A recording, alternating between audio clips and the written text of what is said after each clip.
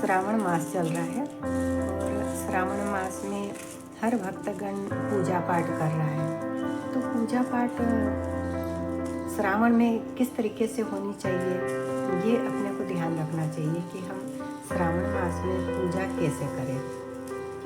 ये छुआरे हैं और छुआरे से आप सोच रहे होंगे कि छुआरे को क्या करेंगे और ये मैं क्या बनाने जा रही हूँ। ये छुआरे सिर्फ दिखाने के लिए आपको है कि ये एक तरह से छुआरे श्रावण मास में क्या करते हैं। तो श्रावण के महीने में जब भी कोई छुआरे से कोई गुड़ मिलाकर अगर उसकी छोटी छोटी गोलियां बना ले और आप जब भी कहीं जाए कि आपको कहीं नर्मदा जाना है या और कहीं जाना है आपको, तो आप वहाँ पर किस तरीके से क्या करोगे। तो इन छुआरों को आप छोटी छोटी गोलियां बना लें गुड़ से गोलियां बना लो और भगवान भोले को श्रावण मास में किसी भी नदी पे जाकर आप गोलियां छोटी छोटी बनाकर डाल सकते हैं। अब डालोगे तो इसका महत्व क्या है कि छुआरे ये पोहा क्यों डालना चाहिए अपने को। पोहा डालने का तरीका मैं फिर आपको एक बार अच्छे से समझा देती हूँ कि जब भी किसी को किसी प्रकार के 9 ग्रह रहते हैं, तो 9 ग्रहों में भगवान बोले कि अभी श्रावण मास में तो सारी पूजा संपन्न हो ही जाती है, क्योंकि काफ़ी लोग सामग्री चढ़ाते हैं।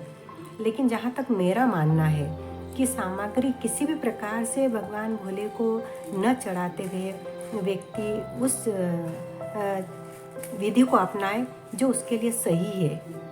वो किस लिए करता है कि उसकी कोई समस्या हो, उसको खुशी मिलती इसलिए नहीं करता है, वो किसी समस्या की वजह से वो करता है कि इसको क्या मतलब हमारे जो जीवन में खुशियाँ कैसे प्राप्त हम करें, हमारे जीवन में जो कुछ कमियां हैं जिससे हमारे काम रुक जाते हैं, तो वो कैसे पूरी हो और किस तरीके से उसको पूरी करें हम।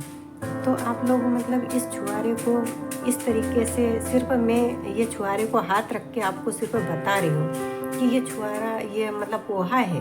तो पोहा को आप सिर्फ ऐसे छोटे छोटे गुड़ के साथ इसमें गुड़ मिक्स कर लें और इस पोहा को आप ऐसा मिक्स कर लें, ऐसी गोलियाँ छोटी छोटी आप बना सकते हो। मैं गुड़ हाथ में नहीं ले सकती, क्योंकि गुड़ हाथ में अगर लूँगी तो ये पोहा मतलब गीला हो जाएगा।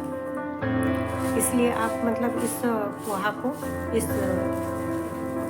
हाथ में रख लें और हाथ में रख के छोटी छोटी गोलियां बना लें। और गोलियां बनाने के बाद में आप बस नदी पे जाएं और नदी पे जाने के बाद में आप इसको बहते हुए पानी में अगर डाल सकते हो तो काफ़ी अच्छा है, क्योंकि जितने आपके ग्रह नीचे लेवल के रहेंगे वो इस पोहे से जो समस्या रहती वो आपकी दूर हो जाएगी।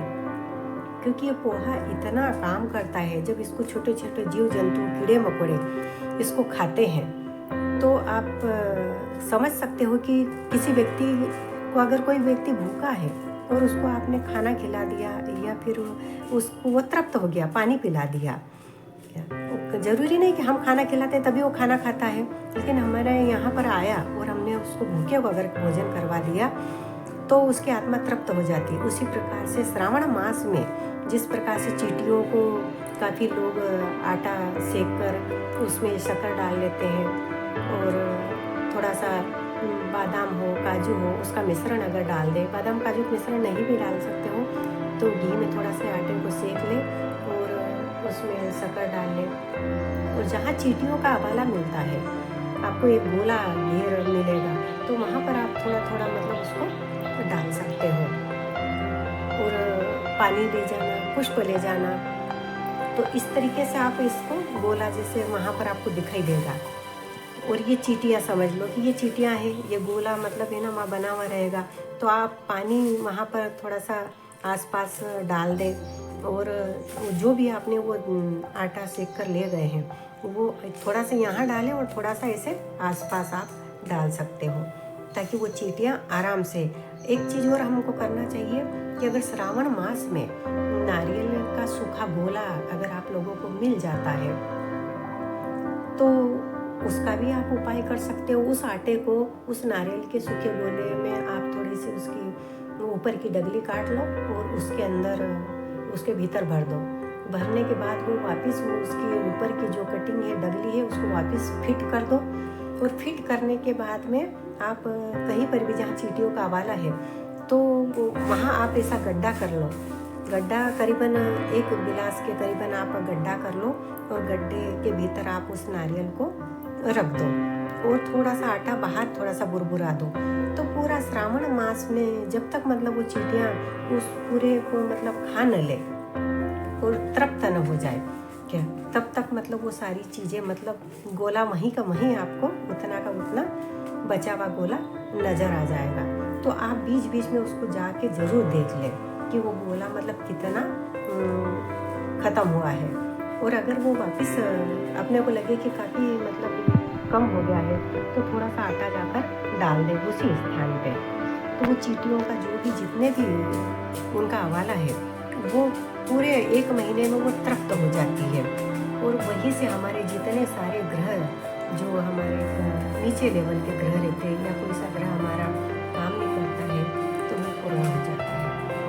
तो आप इस तरीके से भी उसका विधि आप कर सकते हैं।